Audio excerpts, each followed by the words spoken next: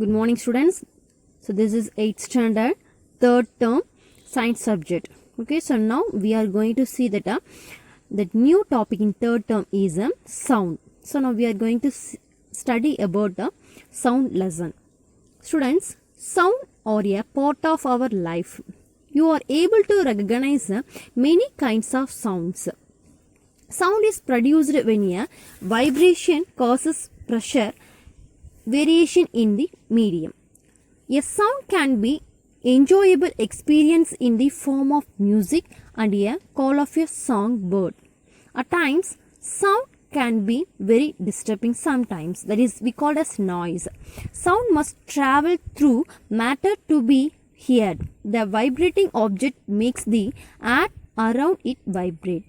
Sound vibration move through the air into your ears and make the eardrums vibrate.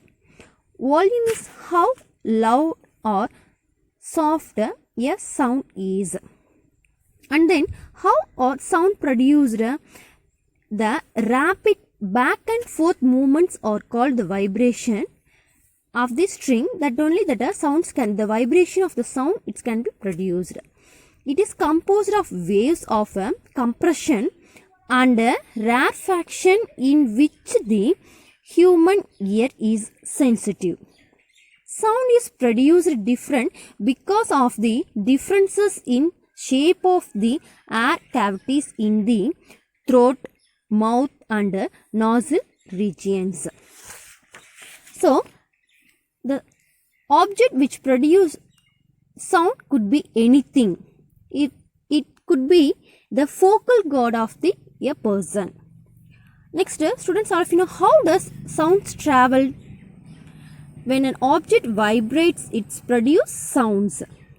So next, and in that how that sound is produced in humans, all of you know, sound in humans is produced by voice box, the larynx. The larynx contains the two vocal cord which is involved in the production of sound. It is situated at the upper end of the windpipe in the neck. Stretched across the voice box or thin membranes called the vocal cords. The vocal cords located in the larynx, that is already I mean informed, it is in voice box in the throat, and it can be that the sounds can be produced. So next we topic the human ear. The ear is a sensory organ of a sound. The sense of hearing is sensitive to the sound stimuli. Every structure of the ear has therefore own function and are very importance.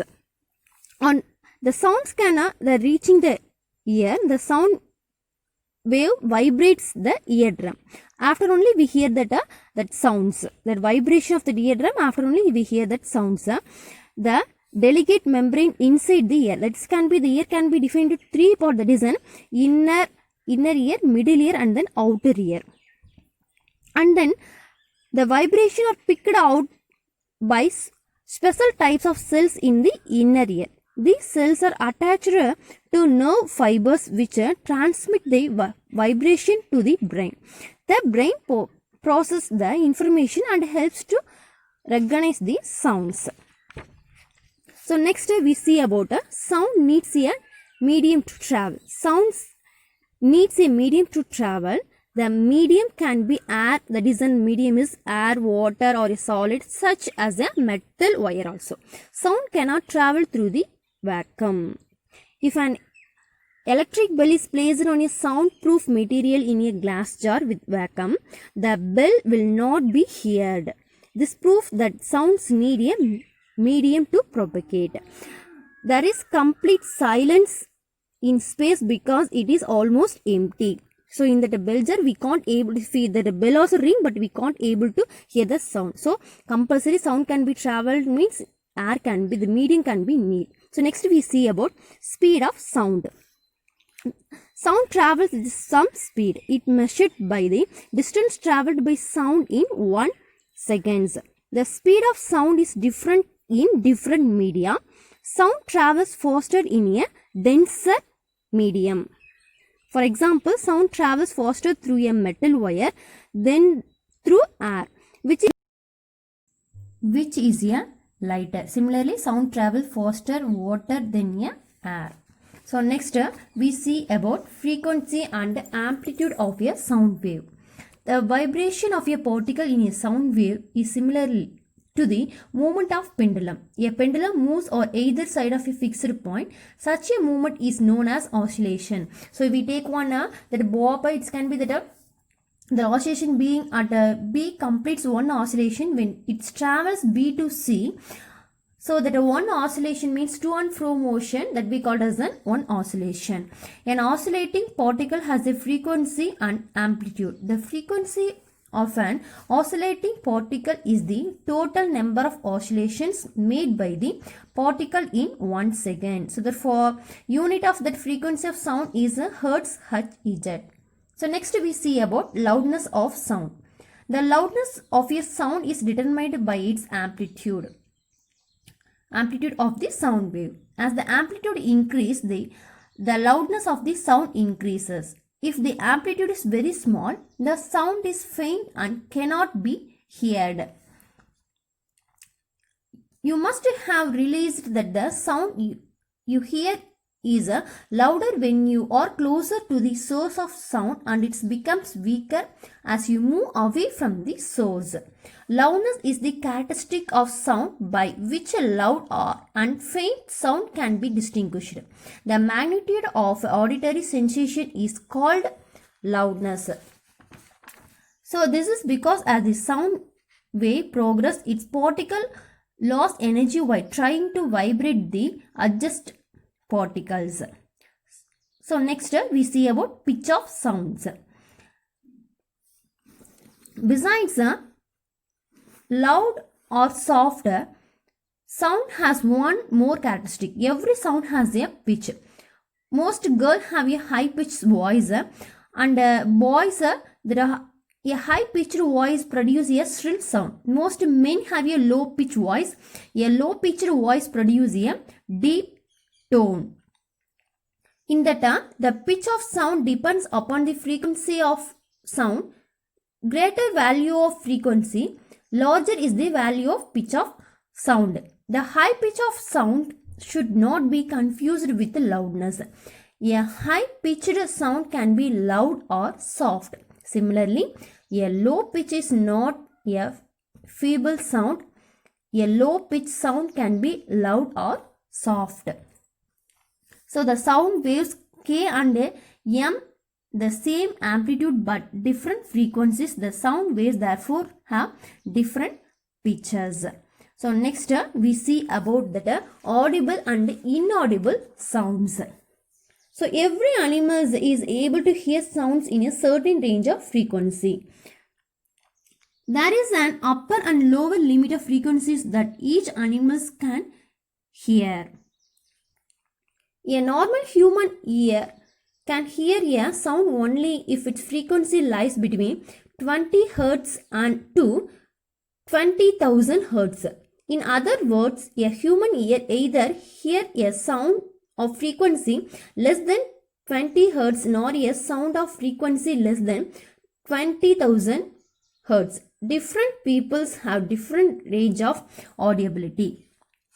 The human ears can hear that 20 to 20,000 Hz. Any sound that lies outside this range is not heard human beings. For example, we cannot hear certain high frequency sound made by bats and dolphins. So next we see reflection of sounds. Hard surface such as walls will reflect sound which we hear a short time after the original sound is called echo.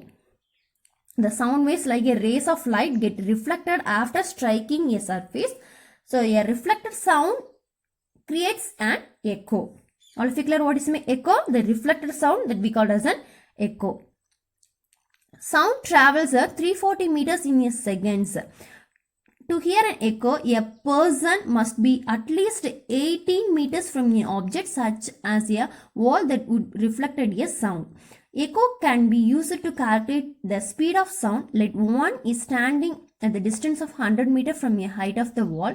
Clamp wooden blocks together at a such rate that each clap coincident with the echo of the one before. Calculating the time for a one echo can be determined the velocity of sounds.